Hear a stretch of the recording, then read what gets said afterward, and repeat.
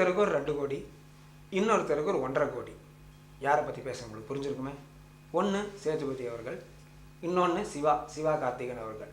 இவங்க 2 பேரும் இப்படியே ஒரு ரேட்டில் போகும்போது எனக்கு முன்னாடி நம்ம ஒரு அஜித் விஜய் போட்டி, கமல் ரஜினி போட்டி, இந்த மாதிரி இவங்க 2 பேருமே ஒரு ஒரு ரேஞ்சில் போகிறாங்கன்னு நினைக்கிறேன். ஆனால் இதில் பெரிய மேட்டர் என்ன தெரியுங்களா? இப்போ டிவியில் வந்து எந்த சேனல்லே வந்து ஒரு விஜய் கிடைக்க மாட்டேங்குது. அவன் மேக்கப் போட்டு டெஸ்ட் ஷூட் போட்டு நானும் ஹீரோ ஆயிடுறேன் ஓடுறாங்க. நான் மட்டும் இதெல்லாம் வச்சு இது பண்ணுறேன்னா ஒரு ஐடியா தான். போவோமே நம்மளும் சினிமாவுக்கு. இதான் பெரிய பெரிய சினிமாலாம் வந்து இப்போ எல்லாம் விஜய் வச்சு தான் எடுத்துகிட்டு இருக்காங்க. அப்படி எடுத்துகிட்டு இருக்கும்போது நம்மளும் கொஞ்சம் காமெடி பண்ணிட்டு உள்ளே போயிட்டு ஒரு 2 கோடி இல்லைனா கூட ஒரு 1.5 கோடி அது வாங்குவோமே. ஆனால் டிவி சேனல்ஸ் பி கேர்ஃபுல். முதல்ல அவங்ககிட்ட இந்த 2 வருஷம் கான்ட்ராக்ட் வாங்கிக்கோங்க, அப்புறம் விஜய் ஆக்கிடுங்க. இல்லை அவன் அப்படியே ஓடிடுறாங்க.